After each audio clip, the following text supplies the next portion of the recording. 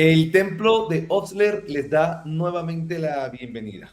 Hoy vamos a hablar de un tema muy interesante y del cual los avances tanto en diagnóstico como en terapéutica han avanzado de manera significativa quizás en los últimos 10 años. De paso, cuando fui estudiante de medicina se comenzó a hablar del uso de rituximab en esta patología tan interesante, un anticuerpo monoclonal. Pero hoy vamos a ver en qué andamos y hoy estoy nuevamente con el gran Alberto González y con el profe Isaac Guzmán. Profe Isaac, buenas noches. ¿De qué vamos a hablar hoy? ¿Con quién estamos? Cuéntanos un Hola poco. Rowdy, esperando que te haya ido bien en tu viaje desde México, con ese bigote. Se la tengo montada Rowdy porque parece mexicano con ese bigote. Rowdy Fernández de las Mercedes. Bien, Órale, bien, órale. Rowdy, gracias ahí. Dándole la semana. Muy contento de nuevamente estar grabando con una gran invitada que ya Alberto nos va a decir quién es, en un tema también y que me resulta interesante. Y como tú lo mencionaste desde estudiante, es una enfermedad que me llamó muchísimo la atención y que estudié muchísimo cuando era estudiante de medicina y que me parece sensacional. Cuéntanos, Alberto, ¿con quién estamos el día de hoy? Bueno, hola a todos.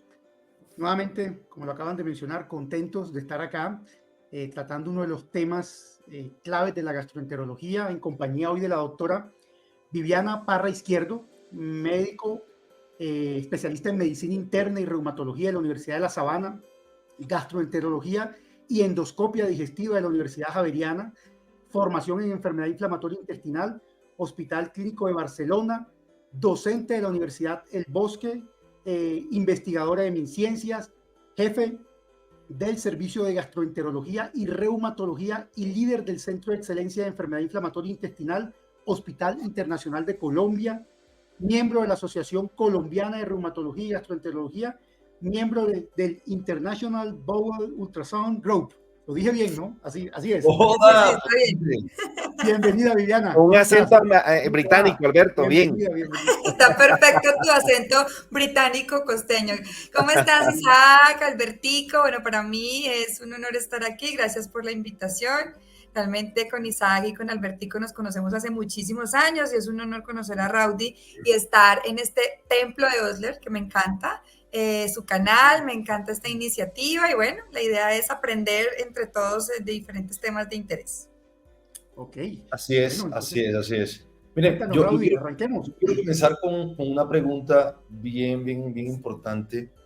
Quizás nosotros, este tipo de enfermedades, para nosotros los profesionales de la salud, tenemos alguna luz, pero no conocemos a profundidad. Y creo que las enfermedades comienzan a ganar relevancia o importancia a medida que la comunidad no científica comienza a hablar de ella. Eso parece algo un poco loco, pero resulta así. Es decir, no es lo mismo que una gran cantidad de personas tengan una enfermedad y la gente la comienza a hablar, uno le da una importancia distinta. Recientemente hay un youtuber muy famoso que se llama MrBeast, no sé si lo habrán visto en algún momento, un chico que hace cosas altruistas, ¿no? Que construyó unos pozos de agua en África y tiene enfermedad de Crohn. Ujú. Okay. Doctora Viviana, yo quisiera preguntarle, en este momento, ¿cómo está la situación de enfermedad de Crohn en el mundo y en nuestro país? ¿Es una enfermedad subdiagnosticada, infradiagnosticada? ¿Cómo estamos con eso? Bueno, entonces esta enfermedad se ha vuelto de gran interés para todos y como dices tú, cada vez se está hablando un poco más de ella porque la prevalencia ha ido aumentando, ¿sí? Claramente en países anglosajones, en Estados Unidos, en Europa, la prevalencia es mucho más alta y en nuestros países subdesarrollados no se hablaba tanto de ella como ahora, porque en sí, dentro de la fisiopatología de la enfermedad, nos protegía un poco. El no ser tan urbanizados, el no tener una dieta tan occidental, porque parte de las teorías de la fisiopatología de esta enfermedad es la teoría de la higiene, en la cual cuando estamos más expuestos a diferentes tipos de antígenos, ya sean microorganismos contaminantes, nuestras condiciones medioambientales, de salud, de limpieza, permitían que a estar expuestos a mayor cantidad de antígenos y a tener una mejor tolerancia inmunológica en nuestro sistema digestivo, lo cual en parte nos protegía.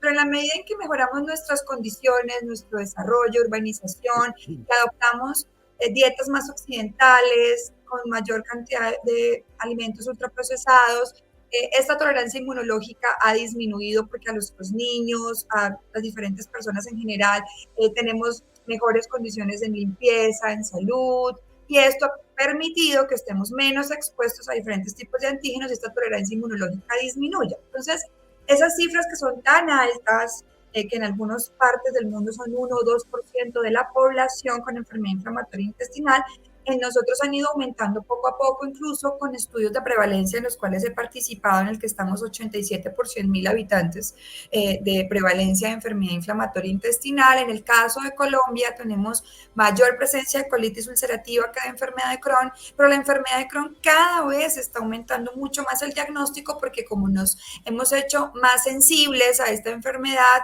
tenemos mejores herramientas de diagnóstico también, como son enteroresonancias, cápsulas endoscópicas. Entonces estamos haciendo diagnósticos un poco más tempranos de enfermedad de Crohn. Ok, muy interesante lo que nos comenta Viviana, pero yo quería comenzar desde lo grande, como lo intentamos hacer acá, y quería hacerte la pregunta general. ¿Cómo definimos en este momento la enfermedad inflamatoria intestinal? ¿Cuál es la definición oficial clínica que existe de la enfermedad inflamatoria intestinal?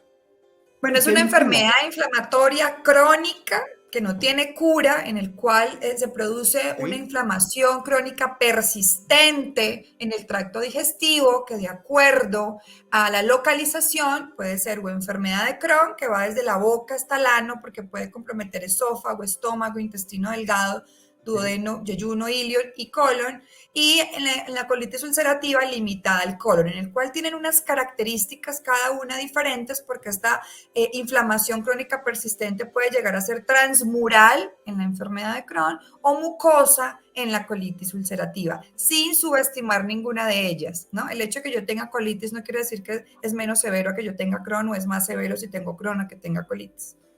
Eso significa, Viviana, que ahí para finalizar esta pregunta, significa que la enfermedad de Crohn atraviesa todo el tracto digestivo, es decir, desde boca, y que la colitis ulcerativa solamente está en intestino grueso, colon y recto. Solamente está en el colon.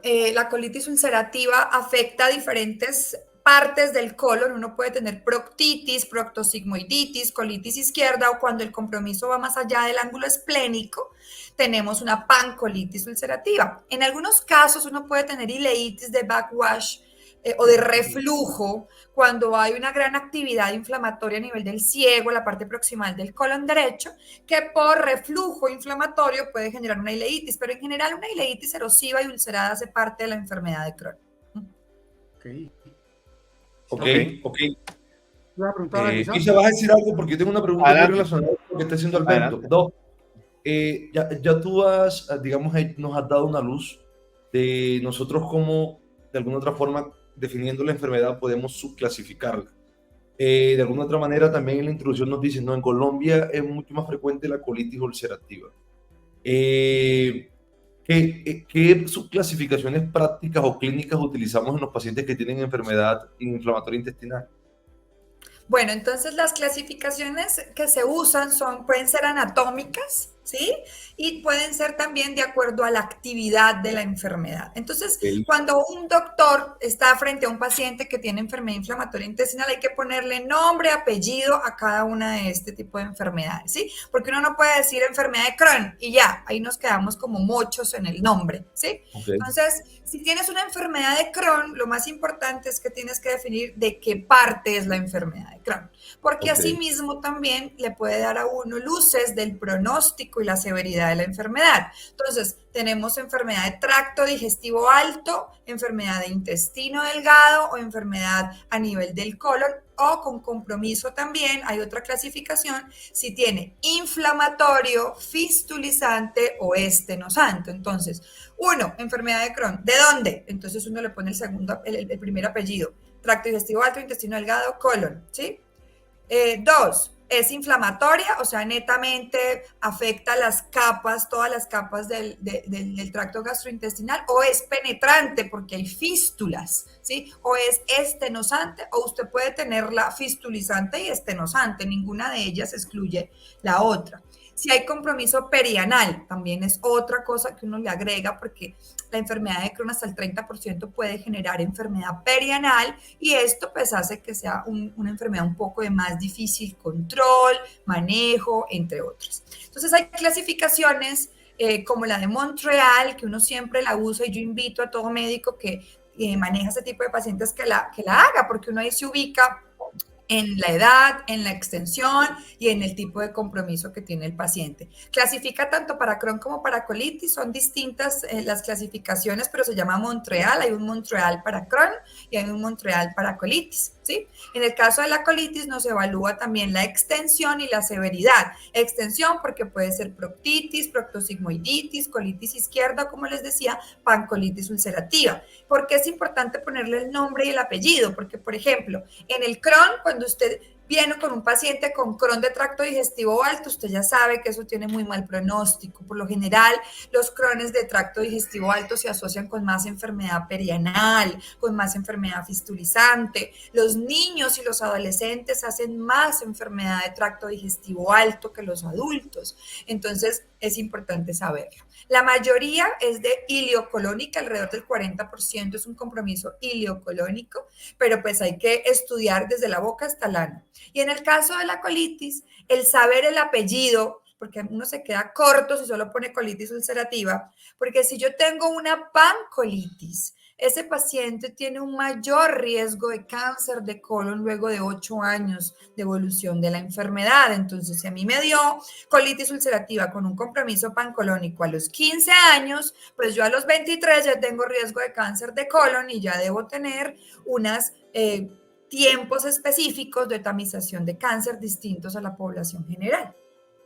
Ok. En tu experiencia, Viviana, ¿qué tan oportunamente se hace el diagnóstico de este gran síndrome? Me refiero a las dos. Bueno, en nuestros países creo que hemos ido mejorando porque antes en promedio incluso unos 2 años el paciente iba andando de médico de atención primaria, porque por supuesto en nuestra región, México, Colombia, todo lo que es Latinoamérica, pues pensamos primero en las causas infecciosas. El hecho de que uno tenga el diagnóstico diferencial de enfermedad inflamatoria intestinal no quiere decir que todo es colitis o todo es Crohn, porque nosotros tenemos tuberculosis intestinal, tenemos enfermedades parasitarias, somos países tropicales, pero hay que tenerla en cuenta porque estos pacientes duran 2 años, entonces metronidazol, antibióticos que eran parásitos, entonces que gastroenteritis, disenterías.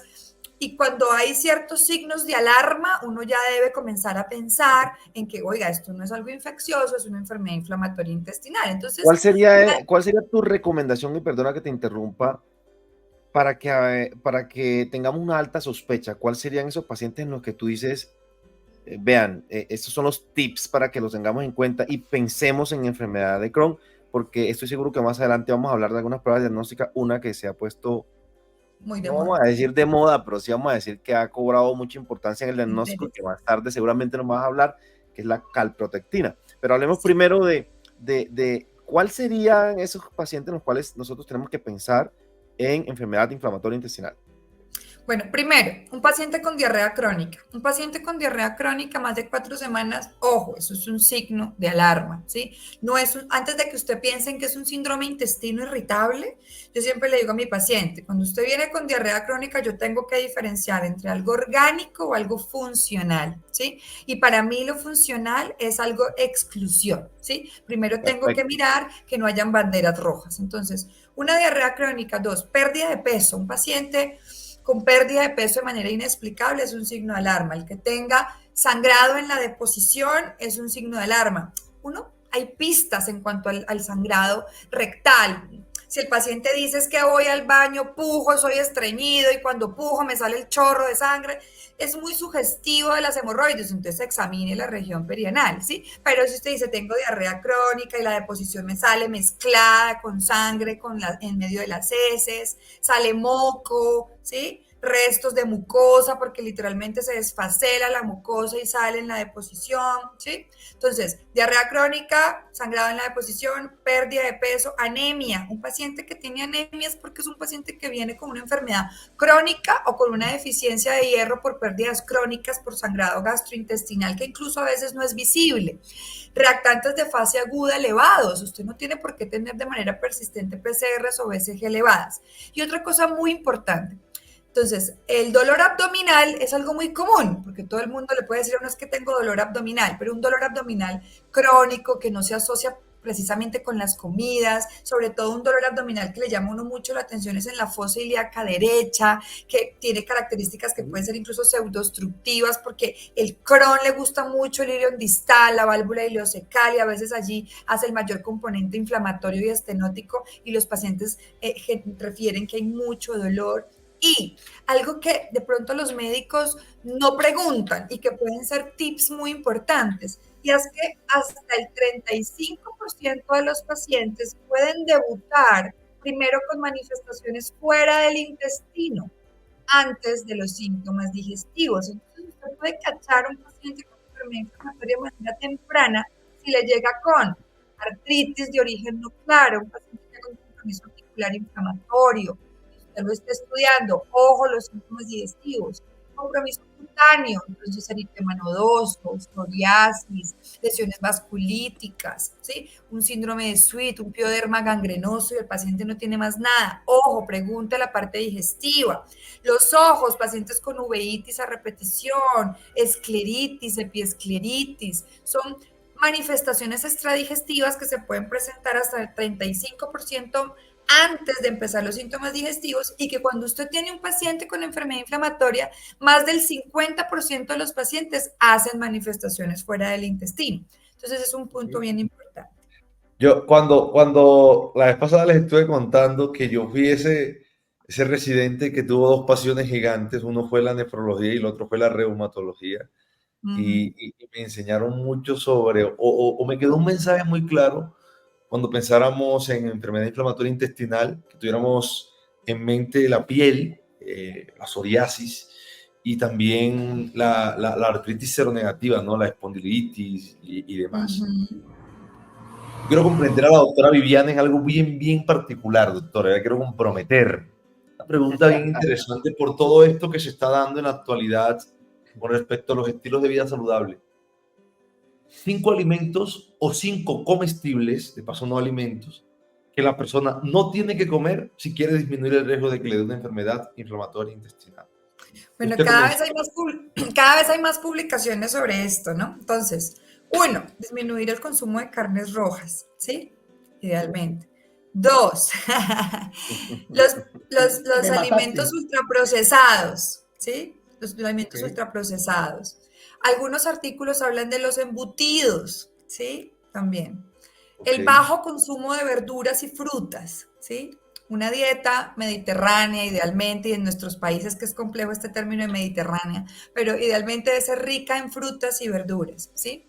Y 5, un paciente que no tenga una variedad en su dieta. Yo siempre a mis pacientes les digo que toca, y aquí estoy con un endocrinólogo y que creo que me va a dar la razón y me enseña más de eso, de que los extremos siempre son patológicos. Ahora que estamos en estas dietas absolutas, que cetogénicas, que los ayunos extremos, un paciente con enfermedad inflamatoria intestinal no tiene una fórmula de cocina, no tiene por qué quitar el gluten, no tiene por qué quitar las frutas, no tiene por qué quitar la grasa completamente.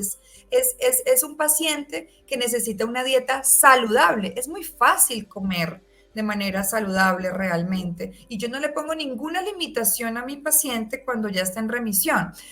Porque cuando está activo, claramente le van a caer mal muchas cosas porque tienes toda una mucosa ulcerada, inflamada. Entonces, ¿qué es que me caen mal los lácteos? ¿Qué es que me cae mal la proteína? Es que todo te va a caer mal porque tienes un sistema digestivo que está como una llaga abierta, con úlceras, con sangrado. Pero cuando ya entramos en remisión, la idea es que uno pueda tener los 5 alimentos. Uno puede tener una proteína, por supuesto, pero pues cada vez los estudios, incluso los de cáncer cáncer de colon comienzan a mostrar que aunque son buena fuente de hierro, pues hay que bajarle un poco a esta carne roja. 2, pero cualquier proteína, los granos son excelentes y cuando ya estamos en remisión, los granos son una excelente fuente de proteína que si uno lo sabe preparar puede disminuir la flatulencia y los gases que pueden de pronto llegar a generar. Las verduras, cualquier tipo de verdura, le digo yo a mi paciente, usted escoja la que esté barata, la que esté cosecha, pero coma verdura. Sí, que el brócoli y el coliflor inflan un poco, no a todo el mundo lo inflan, entonces usted lo puede probar. El carbohidrato, claro que sí, no refinados, pero por supuesto deben hacer parte de nuestra dieta. Siempre trato de decirles es un carbohidrato, pero tiene que estar presente y un buen carbohidrato, sí, una papita al vapor, su porción de arroz o espagueti, pero sin salsa, sin queso, sin crema de leche, sin todas estas cosas extras que le generan mayor grasa y todo lo que tiene grasa puede aumentar la diarrea y no precisamente es por la enfermedad inflamatoria, ¿sí?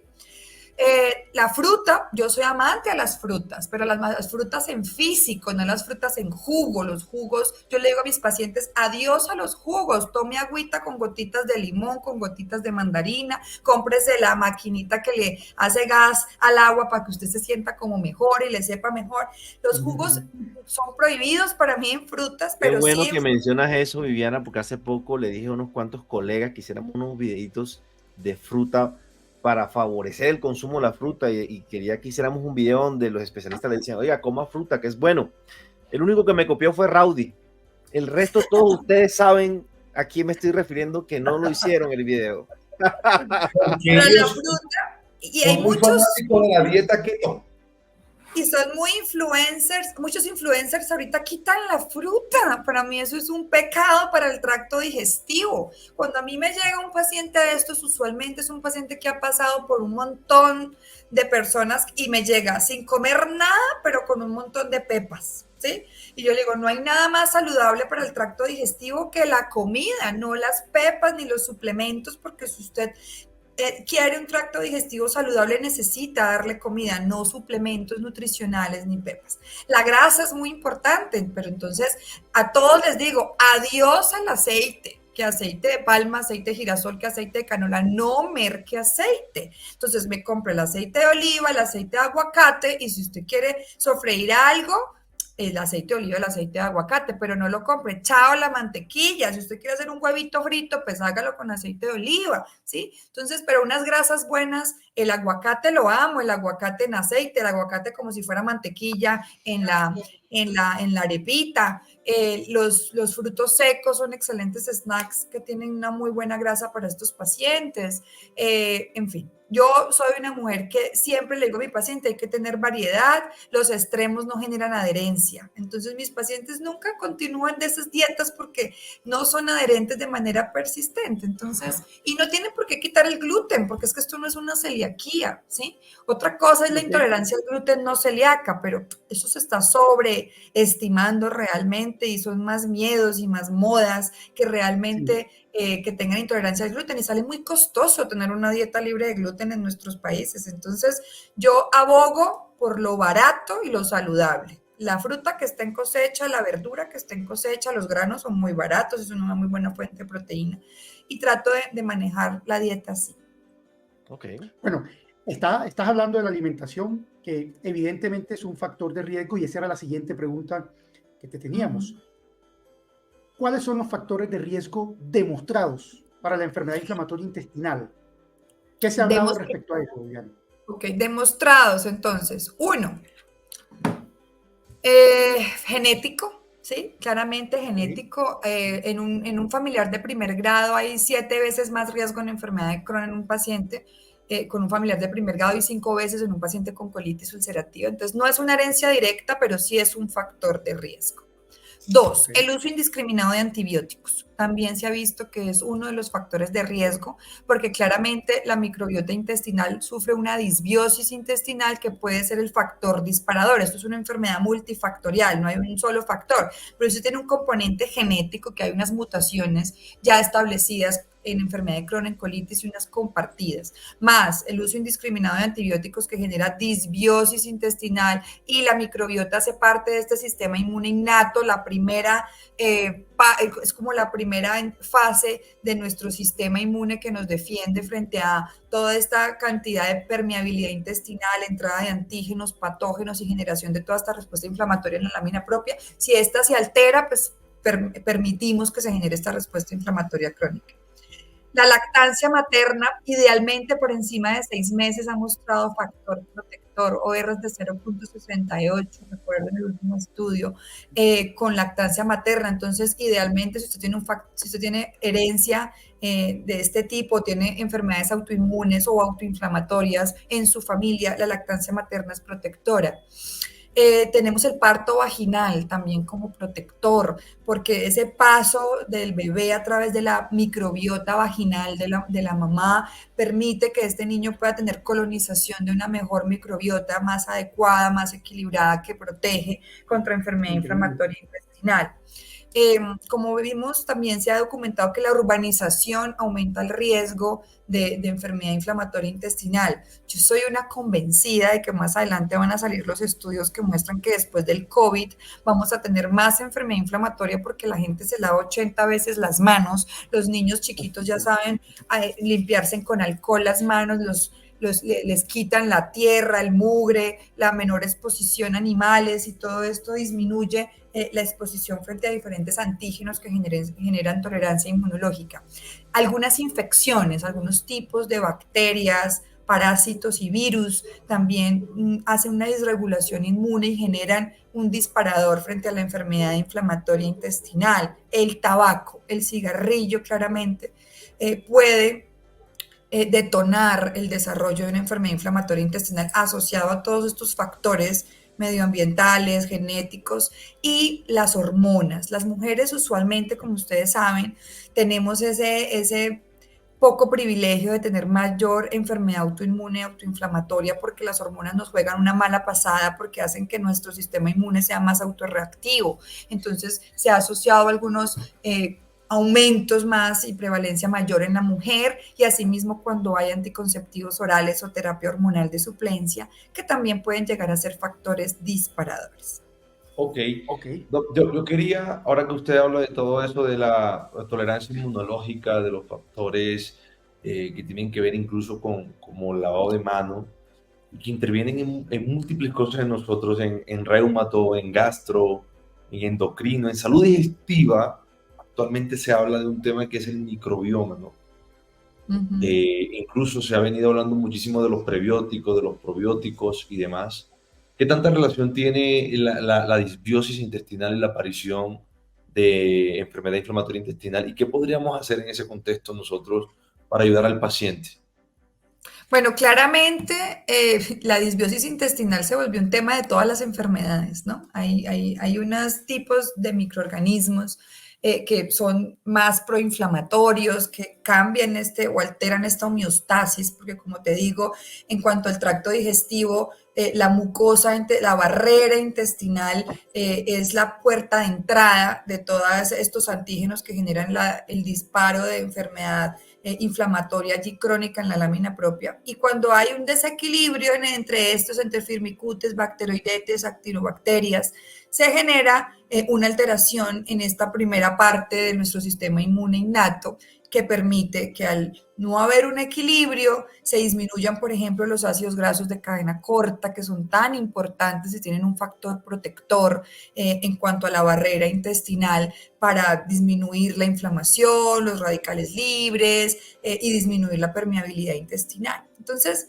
pues te puedo decir muchos estudios, incluso hemos hecho varios en Colombia en los cuales he pertenecido y hemos visto cómo claramente cambios en este equilibrio con mayor presencia de firmicutes y bacteroidetes generan mayor riesgo de enfermedad inflamatoria intestinal. Hemos hecho incluso estudios en la Universidad del Bosque en pacientes con patologías como psoriasis o espondiloartritis, que son patologías que aumentan el riesgo de enfermedad inflamatoria, y vemos que los pacientes que tienen más disbiosis hacen más riesgo de enfermedad inflamatoria intestinal, ¿sí? Y hacen enfermedades articulares y cutáneas más severas, ¿sí? Entonces, ¿Cuál es la importancia de tener un buen equilibrio en la microbiota? Comer saludablemente, no usar de manera indiscriminada los antibióticos, todas estas cosas que ya les dije en cuanto al parto, la lactancia.